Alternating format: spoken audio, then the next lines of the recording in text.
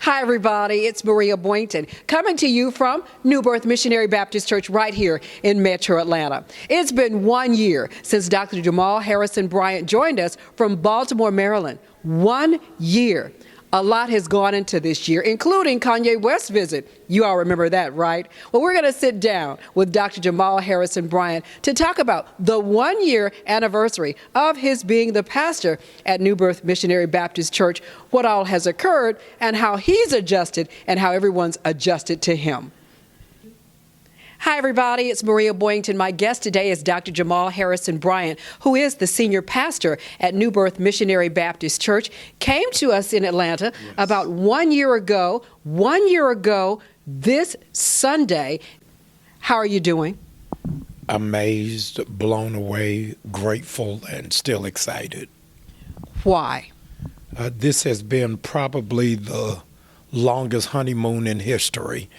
I came really not knowing what to expect, and it's been literally a marriage made in heaven. I'm glad to be here, and New Birth seems to be glad to have me here. So I'm excited about what has happened and what is happening.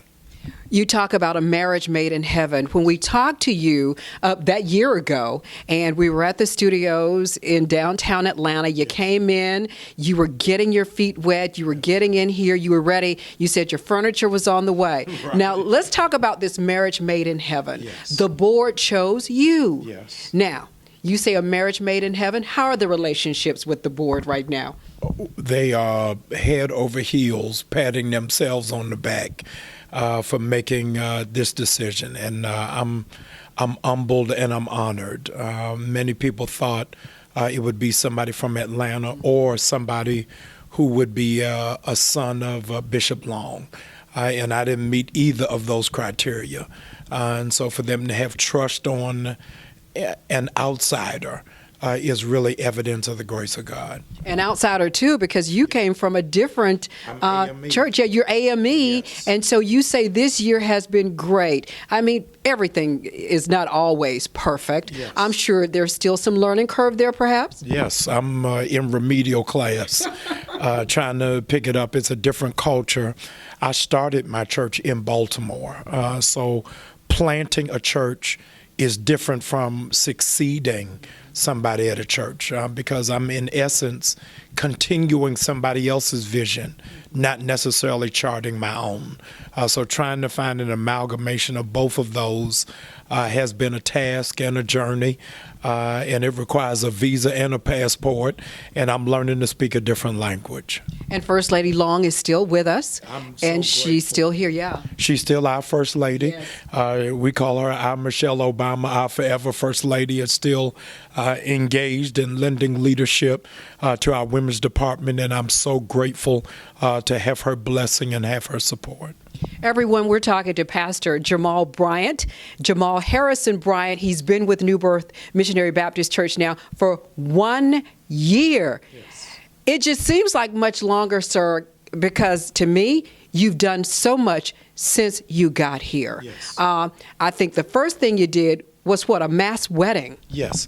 I noticed that there were in New Birth when I arrived a lot of older people and their grandchildren. But my contemporaries weren't there, and those that were here were not married.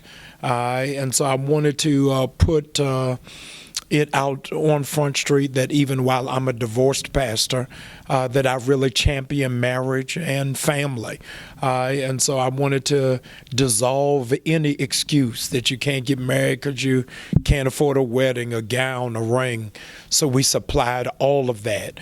And it was awe-inspiring to see over 15 couples get married on that one day. You were not among them. Yes. So you've been here a year. How you doing in that respect, sir? I'm focusing on the church. I told you, me and you going to get married on the same day in a double wedding. Amen. Yeah. I'm all for that. I'm all for that. Yes, I am indeed. So everybody, we're talking to none other than the man himself, Dr. Jamal Harrison Bryant, the minister, the pastor, the leader of New Birth Missionary Baptist Church. You did the mass weddings. Yes. You're into the community so much. Yes. What do you see as the church's role when it comes to being in the community? When you would consider that 87% of what Jesus did was outside of the church, but in the 21st century, those roles are reversed. And we can't find ourselves trapped in stained glass windows and a Hammond organ and Martin Luther King funeral fans, but we really have a responsibility to go outside. And that's what I've charged and championed this congregation to do, is to really take the community by the horns. And not only have they met that, they've exceeded it at every turn. You did the school supplies, Yes. which resulted in not 3,000, Yes. but 5,000 pairs of shoes. Yes. That particular morning, people were here lined up. Yes. We got here early, Yes. and we saw people were already in line. Yes. I mean, what does that say to you about the needs of the community, and especially when it came to families and what they needed for the children, the bare minimum? Yes, Cornel West, celebrated professor from Princeton University, says America is the only place in the world where you have the working poor, that you can have a job and still find yourself in insufficiency. And so the people who came were not hapless, were not unfocused or unmotivated. They get up and go to work every day, but still find it a struggle to try to provide for their families. So to see 5,000 children blessed with brand new shoes was awe-inspiring. It was overwhelming, humbling, and unnerving to know that we're in the midst of that level of abject poverty when Atlanta has the mystery around it of Black America's elite and up and coming, but never the face of the poor or the disadvantaged or the disenfranchised. And so to see it right there in our face was eye-opening on what was really necessary for the church to do. You talk about the family, and one of the things, too, that you have done, you have gathered the support of many to bring people home to their families. Yes. I think it was around Easter time. Yes. You brought people home. Mother's Day, Yes. you brought mothers home. Yes. And now you're also partnering with Ebony Magazine. Yes. And tell us about that. You're trying to bring people home for the holidays. It's amazing. Actually, when we did the bailout for nonviolent offenders in Fulton, DeKalb, and Henry County, it made news on a national scale, and Ebony saw it. And they said that they wanted to replicate our model going into their 75th year of publishing. And so we're partnering with them as well as the Bell Project to do 1,000 nonviolent offenders to be freed by New Year's Eve. And we're picking up speed ferociously to get that done. So how does that work? What's the process in getting that done? Doesn't seem like an easy undertaking. No, that's why the Bell Project is doing it. I think Ebony is promoting it, and New Birth is helping to pay for it. So everybody is playing their roles in tandem to make sure it's a successful effort. And why are such partnerships so important to you? It's so strategic because it helps us to really leverage the work that we do. Because of this partnership, for the very first time, I'll announce on your show that Ebony is going to open up their Ebony South headquarters here on our campus to help do their social justice and civic engagement in the spring. And so absent of that level of partnership, we wouldn't have had the global reach to get it done. But with it, there are no limits and no boundaries to what we can accomplish. So how significant is this with you partnering with Ebony and they're opening up their South headquarters? How significant of a partnership is that for the church? It's so significant when you're dealing with a generation that doesn't see the value of the Black church or the merit in a contemporary lens. So to see the nation's oldest Black publication partner with a local church, not with a denomination, a fellowship, or an organization, but to see that a local church would wield that level of influence is really significant. What does that say about New Birth Missionary Baptist Church?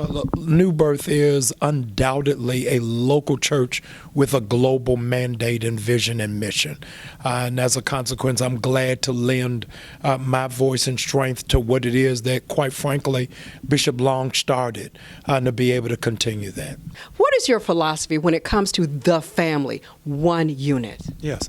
I think that we've got to redefine what family looks like in a contemporary context.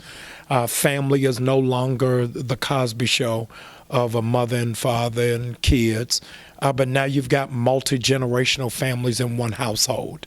Recent data would suggest that this is going to be presumptively the poorest generation in American history by virtue of the fact that this will be the very first generation who will fare worse than their parents.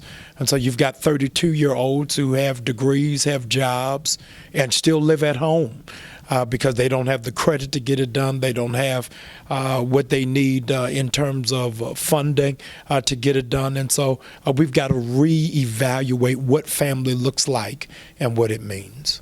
December 1st, of course, we each year recognize AIDS, yes. HIV. Yes. You spoke about it from the pulpit. Yes. When it comes to the church, what is it that you think the church needs to understand when it comes to AIDS and HIV in the communities?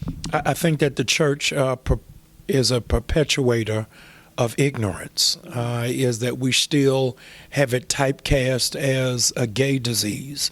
And as a consequence, anything that gets anything close to it, the church backs that thing up and gets far away from it. But when Atlanta is the epicenter of the health crisis, we can't afford to be on the sidelines. We've got to get on the front line. And so I thought it was a yeoman's responsibility to really lend voice to it and to really lend Christ-like compassion to those who find themselves impacted. Head in the sand. Yes. We also spoke to you when Kanye West came, yes. And you talked about the black church when it comes to issues such as mental health. Yes. Tell us what you feel the community needs to focus on when it comes to issues of mental health in the community. Yeah, we're very well acclimated with mental health. All of us have somebody in our family who has PTSD, who has depression, who has anxiety, who has an eating disorder, who has suicidal thoughts, who has bipolar disorder, who has schizophrenia. We just don't discuss it. We don't talk about it. And the church leads that brigade. And so when you see so many within our community dying with what Dr. George Drury calls a post-traumatic slave syndrome, that suggests that much of what we deal with in mental health is inherited. And so because our dad didn't talk, we don't talk. Because our mother suppressed her anger, then we'll find ourselves with high blood pressure and find patches of our hair falling out and find ourselves in perpetual migraine headaches. Too many in our community only go to the doctor when we're going through the emergency room door. But I subscribe to the notion you can have Jesus and a therapist, and one does not negate the other. We are our brother's keeper. Absolutely. I think that we've got a responsibility to do that. I went through a divorce about 10 years ago that quite frankly led me to depression and acute unhappiness. I went to therapy for 2 years and openly talk about it. Went to therapy while preaching, while pastoring, because people need to know that you still have to navigate through the things of life, and going through therapy doesn't make you crazy, nor does it disqualify you from being a beneficiary of God's grace. Are you still in therapy? I'm not. I need to be. Being down here in Atlanta, y'all, come on. y'all pressing every trigger. How? It's just a new environment, a new construct, new denomination, new challenges, new issues. The poem suggests in Invictus, if you can keep your head when all those around you are losing theirs.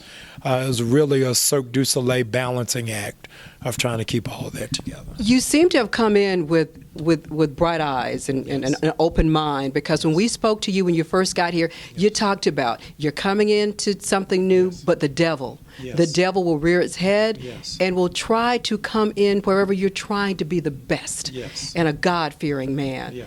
How you doing? Oh, he still peeks his head all the time. These glasses I got on are tinted, so you can't see that spark in the eyes have come down a little bit. It comes back up. But that's really what life is you've got to go through ebbs and flows. And I'm grateful to God that the enemy hasn't had the victory in any regard where New Birth is concerned. Ebbs and flows, the enemy, reminds me of the Sunday that Kanye West came. Those are some of the words that he used to describe the world in itself. He was here. Yes. It was a grand service. Or how would you describe it? It was an amazing day.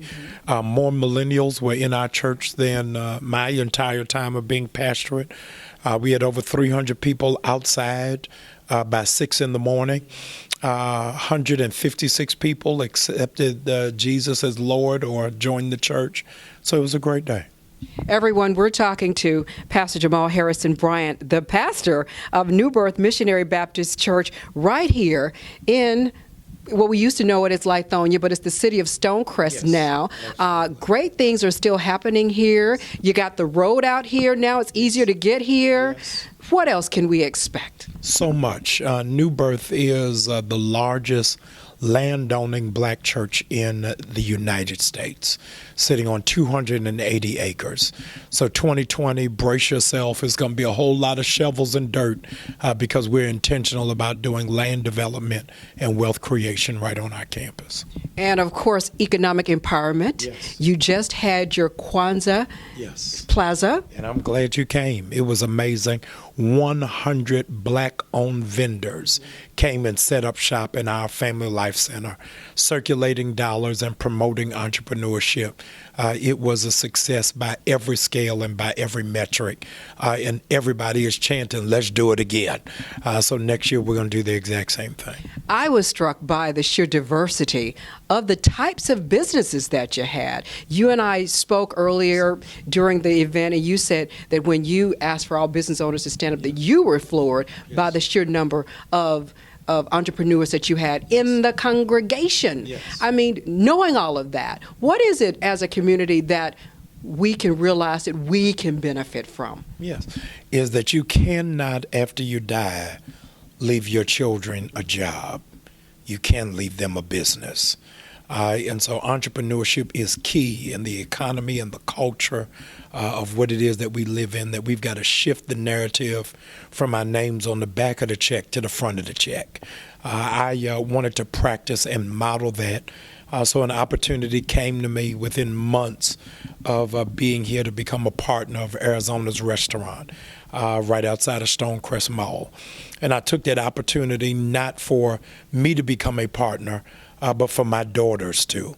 And so I raised that up as a standard for my church to be able to duplicate and mimic of what it really means to talk about generational wealth when churches only talk about generational curses. And so this flipped the script all the way around, and I'm excited to be a part of it and to be a stakeholder in the community.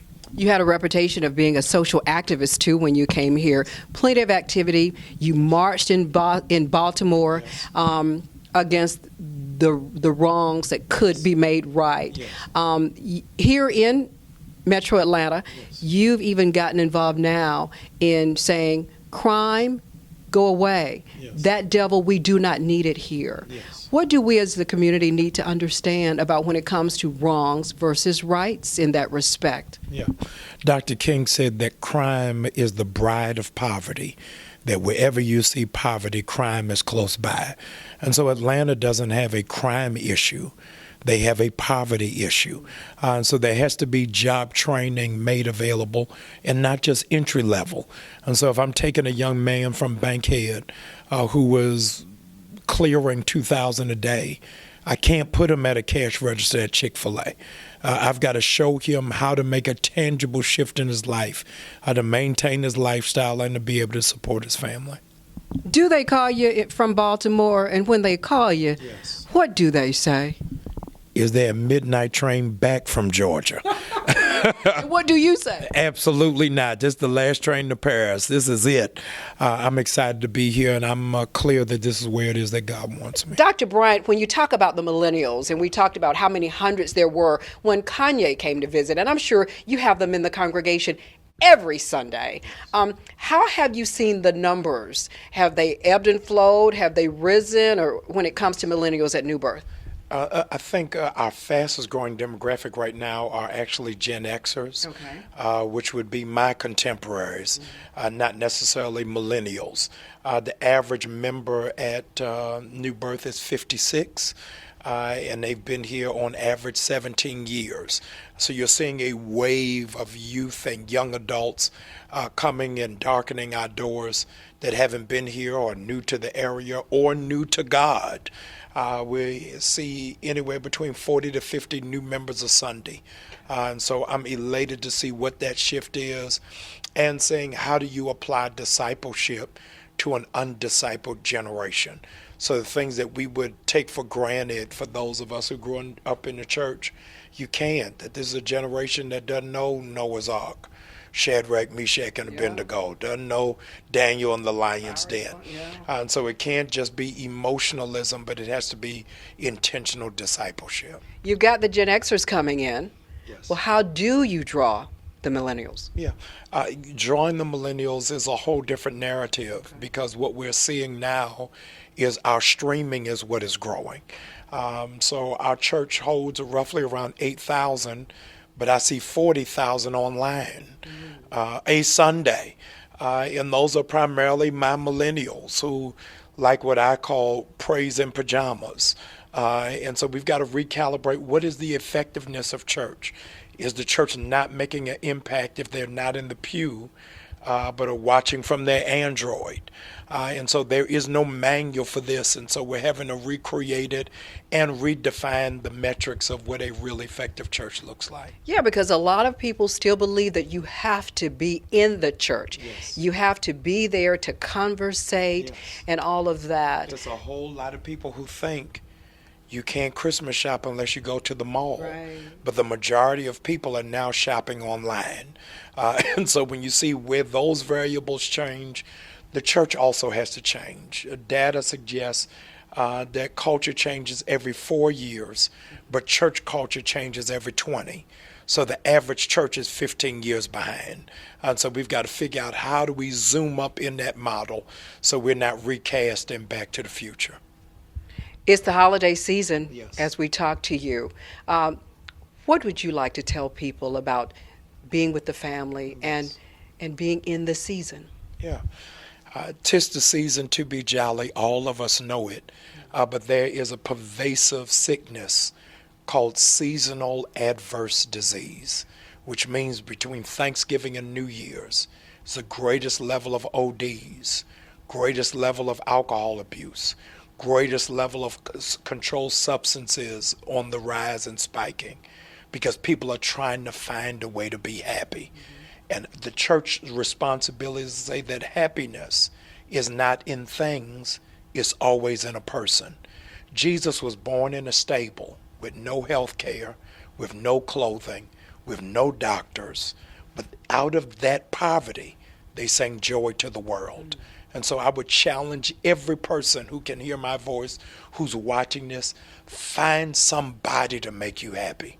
And if you can't find somebody, find the joy in yourself. Dr. Jamal Harrison Bryant, you've been with us for a year. I'm grateful. And if I had any say in it, I'd say thumbs up. I'll take the report card. Good job. Thank you so much. It's an honor. I truly hope that you've enjoyed this exclusive one-on-one interview with Dr. Jamal Harrison Bryant from the New Birth Missionary Baptist Church. Thanks again, everybody. I'm Maria Boynton.